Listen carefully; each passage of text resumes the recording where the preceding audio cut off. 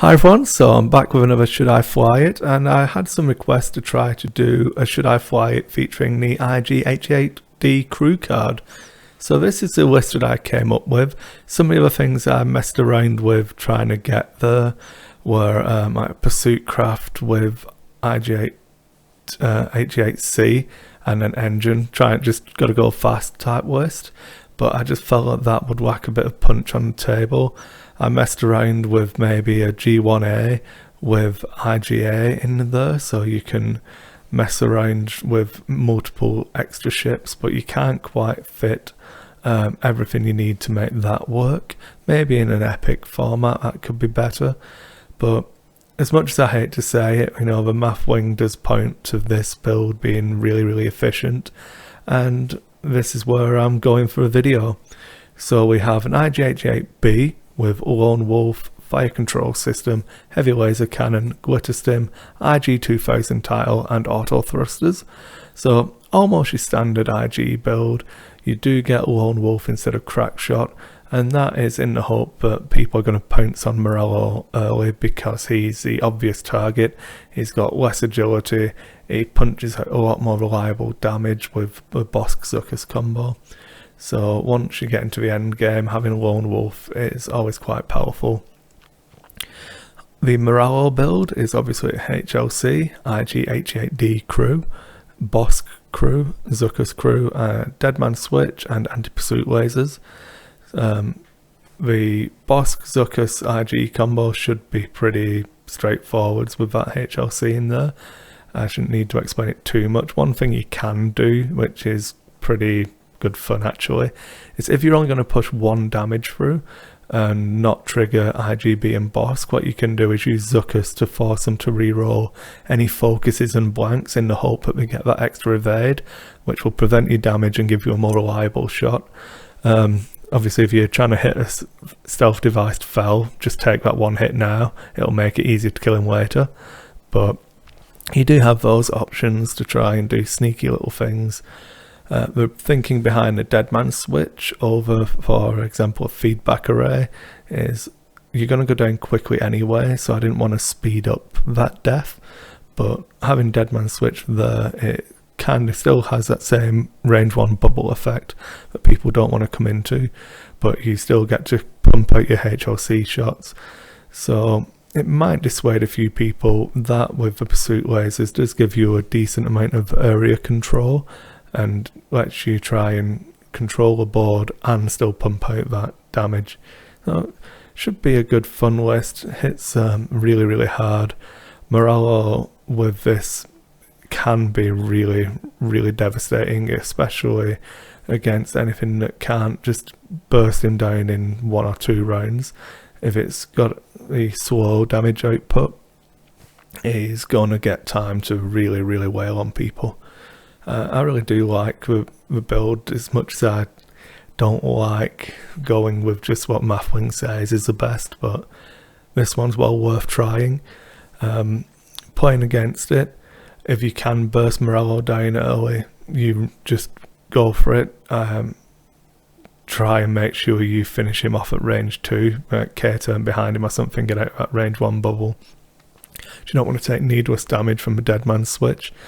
If your opponent ever turns off Lone Wolf on the IG and you feel like you can pump some damage onto him, feel free to go for that, but again, don't commit too hard onto IGB unless you feel like you can definitely pin them down, because any aggressive style play styles obviously darting around, they're happy to fight at range 3, and a good opponent will disengage and drag you around and just keep layering you into the firing arcs for each one to just splash damage onto you.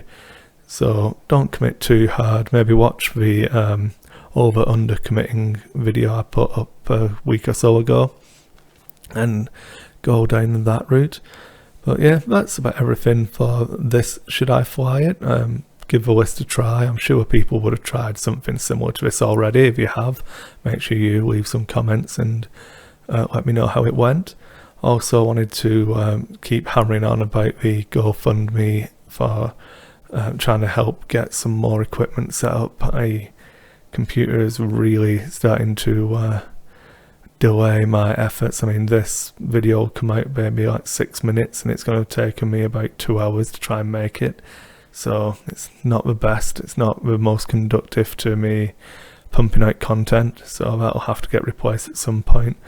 But any help you guys give me, make sure you just, subscribe to the channel, share the video around, just try and give us any help you can, would be really appreciated. And then there is the Patreon as well. It's all set up now. I'll make sure links to both of these are in the descriptions. But if you want to be involved about picking any future content, should I fly me's, if I do manage to get to the $20 a month, I'm going to start doing an audio format, a podcast. So there'll be audio versions of some of these should I fly it files, stuff like that. And also there'll be audio specific content which won't have the YouTube content as well. But I can't afford to commit to hosting from any of the podcasts just yet, so once the Patreon goes up, that'll happen as well. There is some good exclusive stuff on there as well. Any kit that I get for reviews and things like that, I'll make sure I give away as prizes, and that'll go to the Patreon members as well. I think there's like 1 or 2 people signed up at the moment, so they're in for a windfall. And then I do have the more exclusive level where when I commission the art prints and things, which hopefully you guys have seen, like with Paul LaRue, when I commissioned, I'm in talks at the moment with another artist who was interested in doing some Star Wars work. So I was thinking about commissioning something else for next year, and then see if Paul can work on the card layout for me. But that's still in the early stages yet. But I've got 5 sets of the Kanan Inquisitor still left, and they'll go to the Patreons, and then every time I get a new set printed up, they'll get a set automatically as well. So that's pretty exciting. Not for me, because I already have them. I think, no, I won't actually have a Kanan Inquisitor set of my own. I've given them all away. Well, they're all earmarked for other people, but I do have the signed art print that Paul did for me, so I'm happy enough with that. That one's not given away. But yeah, thanks for watching, everyone. Like I said, I appreciate the views and help you guys give me already. If you've got anything, just feel free to hit me up on any of the social media, tweet at me, find us on Facebook. Thanks for watching.